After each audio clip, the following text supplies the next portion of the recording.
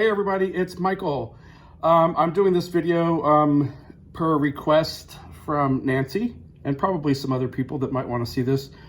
This is the Fab5 Fan Set for Baptist fans and curved crosshatching. Again, I know some of you are sick of it, but she made a good point. When I ship these out, the instructions illustrate how to do it from top to bottom, and most of us probably do quilt most of our quilts from top to bottom. I have been basting my quilts all the way before I start my real quilting, so I can start from the bottom and work up, which is what I like to do and what I prefer to do with Baptist fans.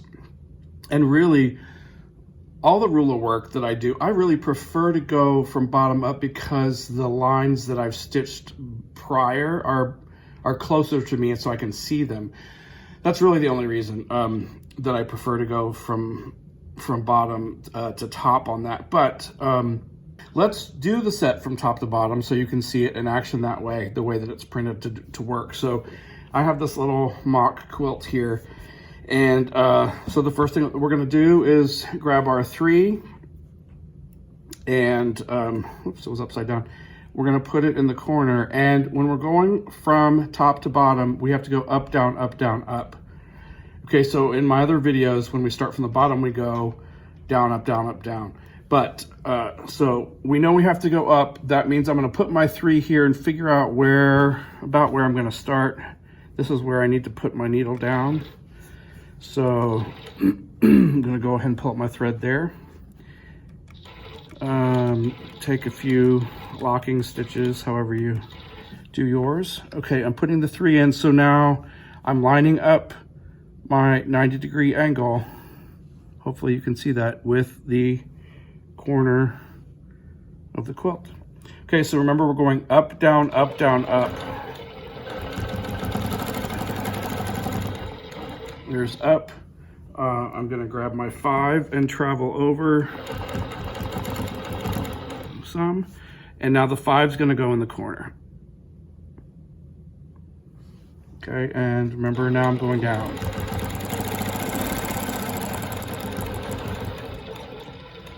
I'm gonna grab my 7, travel down.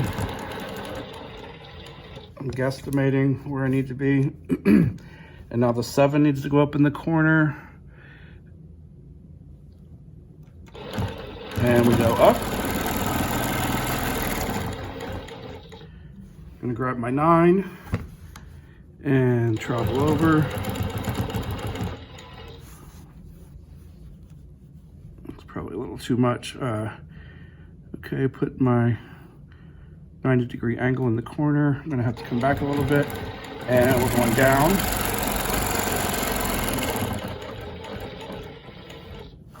Gonna grab the 11 and travel down and put the 11 up in the corner. Oops. Okay, so here's where I'm looking. What's happening now is I have to look behind the needle and behind my bar to see that 90-degree angle. Okay, so this is why I just prefer going from bottom to top. I mean, you can do it, and obviously I wrote the instructions to do it this way, but this is one of the reasons that I like to go the other direction. But please do it the way that you feel the most comfortable. Okay, so that was our last one. We're going up there, and this is where we need to travel back down. So I don't have that marked right now where that needs to be, but remember we need to always, when we're going from top to bottom, we need to go up, down, up, down, up. So we have to backtrack far enough so that we could put our 3 in.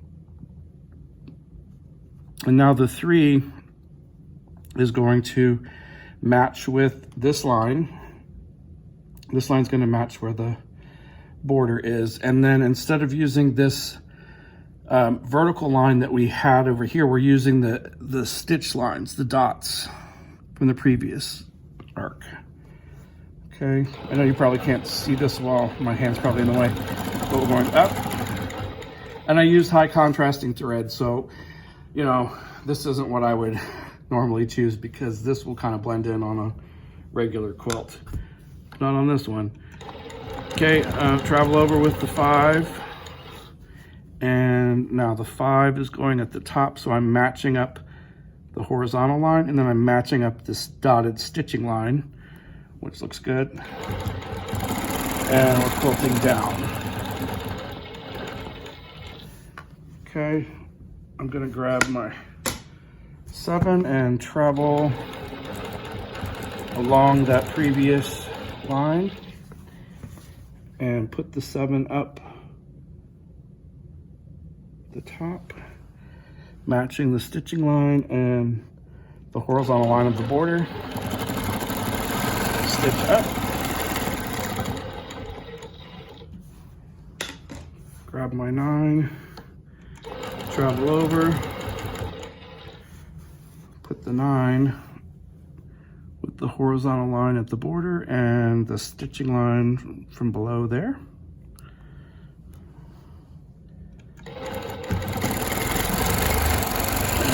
Down.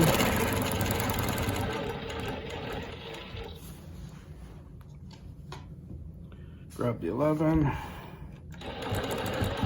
travel over, and now we're going to put the 11, need to travel just a little bit more. Horizontal line there and stitching line here. There we go. And we're going up.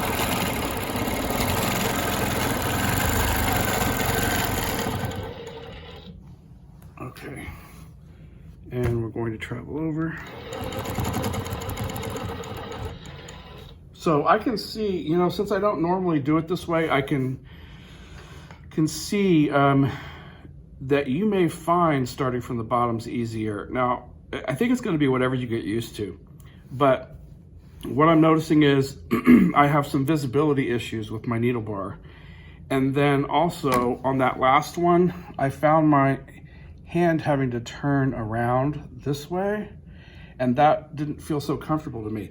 Now, maybe it's because this is not the way I normally do it, or maybe not. So I'd love some feedback on it. So I'd love to hear from who, I mean, if you have a Longarm, if you're on a sit-down sewing machine or domestic machine, you probably don't have to worry about this. But I'd love to know who has a Longarm that's doing this and who is quilting from top to bottom and who is quilting from bottom to top. Okay, and just what your experience is with it. Okay, so I'm gonna travel over. Oops, that's not what I needed to do. See? We all make mistakes. That last one went up. Remember, I need to start up, so I was supposed to travel here. Because I'm supposed to go up on this one. So I'm putting my 3 there and we're going up. Okay, now we're going over. And the 5 line is there. Previous stitching line shows below. Going down. Grab the 7. Stitch along that line. And putting the corner up at the top, previous stitching line, because now it's matching.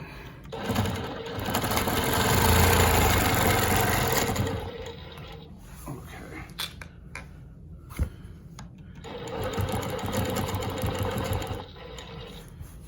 And time for the 9. Matching my previous stitching line.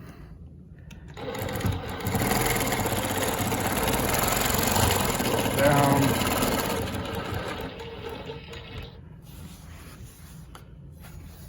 And the 11.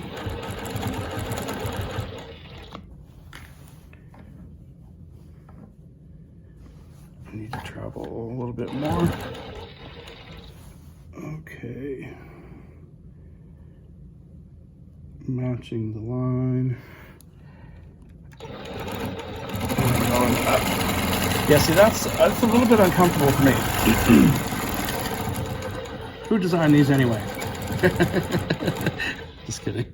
Okay, so I did remember to do it the correct way. So I went up and then I had to backtrack because now it's time for the 3. I'll do a few more this way and then we'll start down on the next row so we can see how it connects.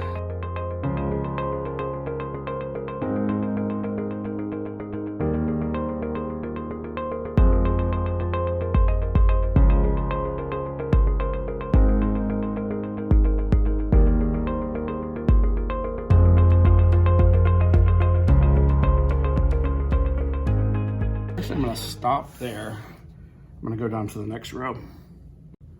Okay, so I advanced the quilt a little bit and I'm on this second row. So now I'm using the vertical line to match up with the border and the interior of the quilt.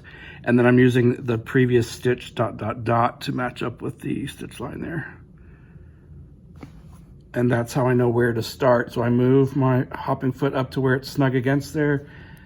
Drop my needle, pick up my bobbin thread, excuse me, allergies, take a few stitches. Okay, so here we go. And remember, we're going up, down, up, down, up.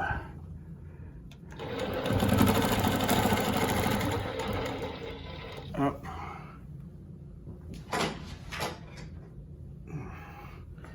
Okay, and 5.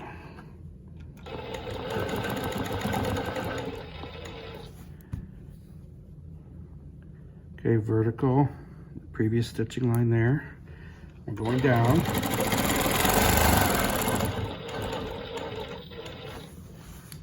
Grab the 7, travel down. Oops, got off a little bit there. Boy, I don't like contrasting thread. One day, maybe, if I'm really good, I'll do some contrasting thread. Okay, so I've got my vertical line and then I have the previous stitch line up there. And we're going up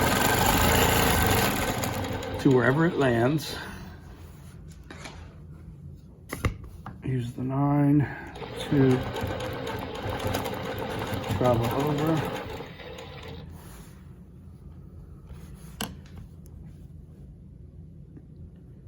Okay, so I've got my vertical line matching, and then I have previous stitch, all that looks good.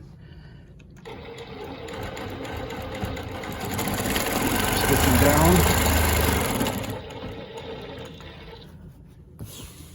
Time for the 11. I guess it's kind of funny that I wrote the instructions the way I know it works, but the way I quilt it is different from the instructions. So this has been, interesting to me to quilt this out from this direction because, yes, it works.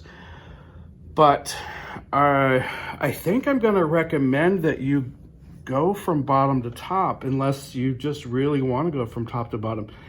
And the reason I'm saying that is everything is behind the needle. I'm interested to know if you'll leave a comment and tell me if you're going top to bottom and bottom to top. I know I asked you that already, but now I'm just really curious. And Nancy, I'm glad you asked me about this because I'm just finding that it's a little bit more straining on my hand to do it this way. I'm not trying to say don't buy my product because it's gonna hurt your hand. But I am saying that I am realizing that it or maybe it's just muscles that I'm not using. Maybe I'm not doing it enough, but anyway, it's working, and if this is the way you want to do it, I'm very happy for you. I just want you to be happy with the stuff I design. Okay, so we're going up. Using the 5 to travel over. Matching up the stitching lines.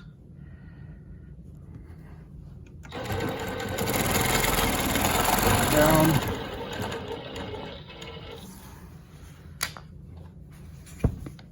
There's 7.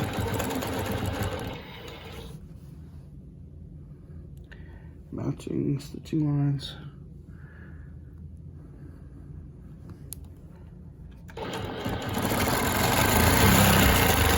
Get it up. Using the 9 to travel, and then putting it at the corner and matching up all of the stitching lines. I love this. I know, I'm easily amused. I love it when all of the lines match up.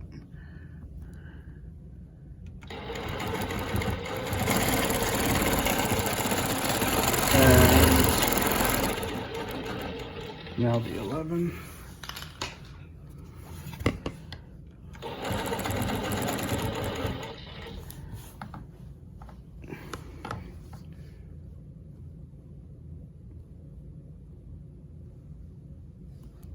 Okay, let's stitch up.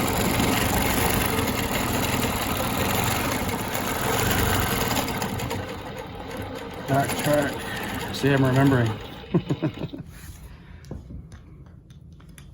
I think you're getting the idea. Nancy, I hope this is helping. Up.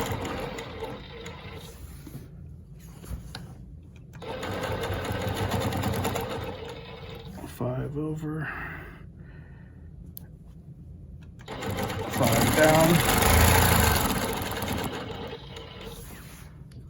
7. Oops, got a little off there. It's my fault. Well, I guess it is my fault. Who else is gonna be? Yes.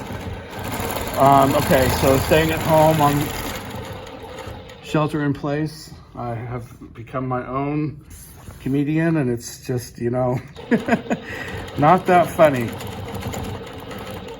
Me and Emerson. If you haven't seen Emerson, he's down under the machine where he likes to lay when I'm quilting.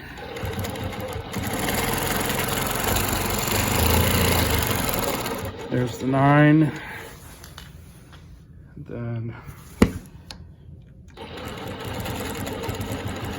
the 11. Okay, so matching up. Wait, where are we? There we go. Yeah, I just, it's a little more difficult for me to see behind the needle. And up we go. And let's stop there. Hopefully that was explanatory enough so you could see what it's like quilting from top to bottom. Still going from left to right. I suppose I should do one from right to left if someone is wanting to quilt it that way, but I think you guys get the idea for now, right? I'll take this off the machine, so there we go. And again, I'm using contrasting thread, so you're seeing some of the backtracking a little bit more than you would if it was on your quilt, but that's using the set going from top left to bottom right. Okay. Next up, I mentioned that I'm going to redo my whole beginning ruler work series. That'll be up next, or the ditch everything. Okay. Hope you guys are doing fantastic and using up lots of fabric and enjoying time if you're at home. And if you're having to work and just quilting part-time, then I applaud you and have high respect for you if you're going out there and putting yourself out in the world with people about. Okay, so anyway, hope you have a great day, and I'll see you next time. Bye-bye.